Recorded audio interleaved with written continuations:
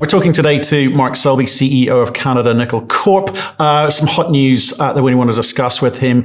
We've seen nickel double overnight. It was already up 50% before that. Mark, WTF is going on?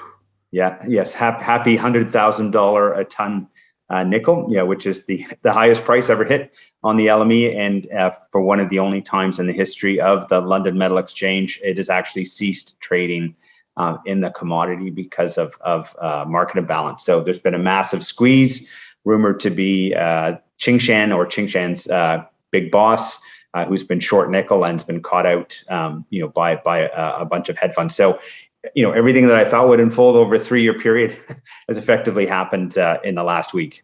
It's insane because we talked about it for September 2019. You kind of called what was going to happen in 2020, did it again for 2021. This is exceptional. No one called this.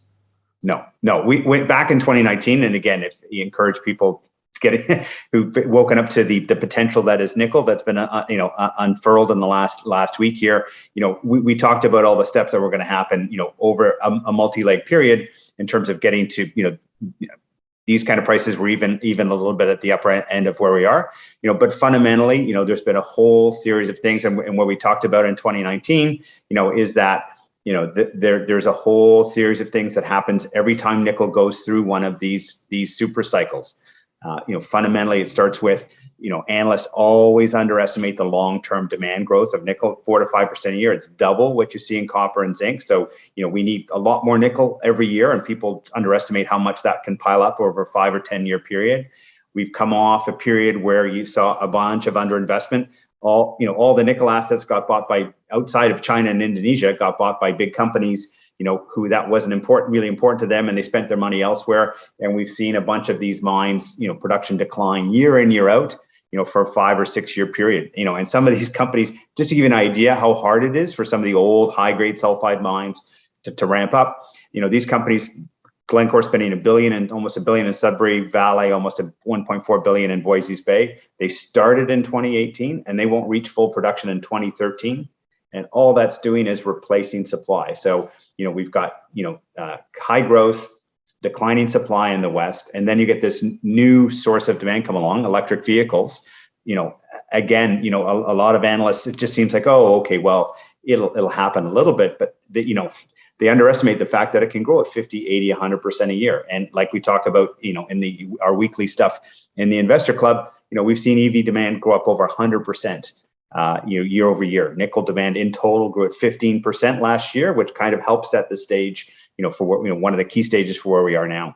Okay, yeah, actually, good point. With the weekly battery show, which you're a commentator on, and we've been talking about this for over 2 years. And so, in terms of this demand drive that we're seeing going on, one thing we didn't foresee, another thing we didn't foresee, because I think we've constantly underestimated the power of the market, and nickel's seen this fantastic resurgence, is the Russia factor. Russia-Ukraine. Russia is responsible for a significant part of the ex-China production, 25% of the ex-China production. What's that going to do for us?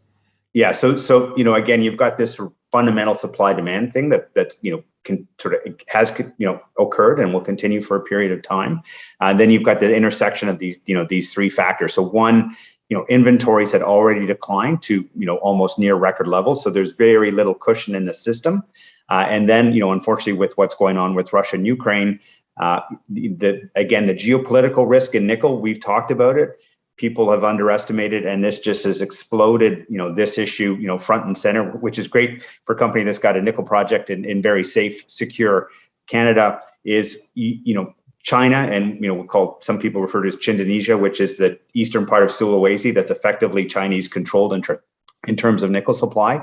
That's nearly 60% of global supply. So there's only 1 million tons of nickel available to the rest of the world. And Russia represented, 20 to 25% of that number. And now, all of these nickel consumers, who need it for stainless steel, who need it to build jet engines, who need it a range of high-end applications are going, oh, what happens if I can't get this nickel? And so, a couple of things are going to happen. One, unfortunately, anything that gets sanctioned does find a way to get to market. There's lots of unscrupulous trading companies that find a way to repackage it and repurpose it so it doesn't, quote, look Russian anymore. And so that will occur. But what happens there is you'll have 2 to 3 months of supply chain get built up for this, kind of repurposing, and you'll effectively see, 50 to 60,000 tons of nickel disappear into inventory. And this is a market where we've only got 80,000 tons of nickel on the LME. Part of the reason the short squeeze is happening is they can't find nickel to deliver into the contract, that they had shorted. And then as well, all the consumers that they go, oh, I'm concerned whether I can actually get all the nickel I need, because all these really smart analysts told me a year ago, don't worry, there's more than enough nickel. And if they add an extra week or two of inventory, that's 60 to 120,000 tons of nickel that just goes and is no longer available to the market. And the third piece of it is Tsingshan, who's now the world's largest nickel producer and the big boss, is rumored to be short a lot of nickel. And so those three things coming together are a recipe, and some hedge funds, have taken them to the cleaners and really trying to squeeze these guys out, which is why we gapped up $50,000 a ton overnight. So I've got to ask the question. So we as investors, what do we make of it? What was the actionable piece of this story? Yeah. So first off, put your neck brace on, because literally, this market is going to be people will get their faces ripped off. Intraday, you are going to see, $10,000 a ton moves daily. You're going to see multi $10,000 ton moves intraday. So it is, there you'll see a huge amount of volatility. The key thing here is, again, these things can't happen unless there's some real fundamental issues that, are underpinning the market. And those fundamental issues that are underpinning the market are, because again, a lot of smart analysts, not so smart, called the market in surplus, and we're not, and we're down to inventories that are really, really low. Two, we have a real geopolitical risk issue in terms of nickel supply. And we've now got all these Western consumers who are now going to want electric vehicles, that want supply from safe countries, have now had that world rocked. And then, the other key issue is the fact that, part of the reason the, EV market is really going to really focus on new safe supply. They're also going to focus on new low carbon supply. All this nickel from Indonesia and China comes with a massive carbon footprint. And that's not going to be solved tomorrow. So with the inventory where it is, with the demand growth where it is, that again, people underestimate how quickly it's going to grow with the supply constraints and the geopolitical issues, those things are going to underpin, a period of nickel prices, where I think we trade between $30,000 and $60,000 a ton, for quite a period of time here. Okay, so if it comes off from these 100 highs, this knee-jerk reaction in the marketplace, that's okay. If it sits between 34 and 60, that's still really good news. Given that you and I, not so long ago, a few weeks ago, were quite happy with the fact that it got up to just over 20,000.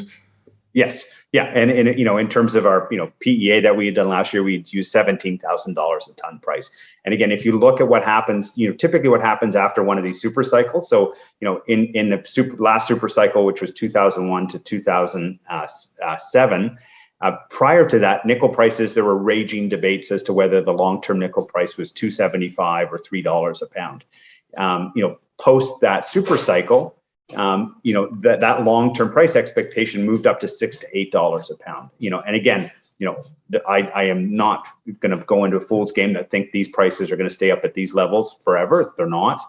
But what should happen is, today's long-term price expectations that are in the $7 to $8 a ton range are going to move, significantly higher. And then those of us who have got great big large projects, every incremental $1 or $2 a pound literally drop hundreds of millions of dollars of NPV to the bottom line. So again, we'll talk, we were planning to talk in the club about some of the nickel stories, that are in a $9 to $10, $11 a pound environment going forward, which ones could be real winners. We're going to be talking about that in the club next week. That's true. So Friday, if you want to come and listen into that, we are talking about some of the companies and players in the market who could be the beneficiaries of these extraordinary prices we're seeing in nickel. You can get that at cruxinvestor.com. Mark, I appreciate your time today. Thanks for joining us, and we'll speak to you again soon.